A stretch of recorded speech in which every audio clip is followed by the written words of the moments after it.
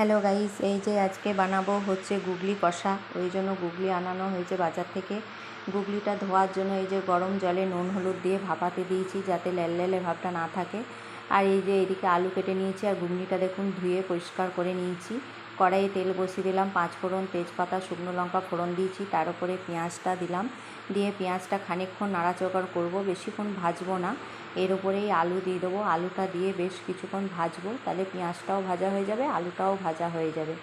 দেখুন আলুটাকে ভালো করে কষাচ্ছি, বেশ একটু লাল লাল যখন হয়ে আসবে, এর মধ্যে এই যে গুগলিটা আমি অ্যাড করলাম। গুগলিটা দিয়ে একটু বেশ কিছুক্ষণ নাড়াচাড়া করব, যাতে আঁশটে গন্ধটা না থাকে, ওই জন্য। তারপরে এই যে এখানে একটা বাটা মশলা বেটে রেখেছিলাম, আদা রসুন জিরে গুঁড়ো ধনে গুঁড়ো সব একসাথে। আর তারপরে নুন হলুদ পরিমাণ মতো দিয়ে মশলাটাকে ভালো করে কষিয়ে নেব। কষানো হয়ে গেছে, তার উপরে আমি দেখুন জল ঢেলে দিলাম, যাতে আলুটা আর গুগলিটা ভালো মতন সেদ্ধ হয়ে যায়। এবার এটা ঢাকা দিয়ে দেবো।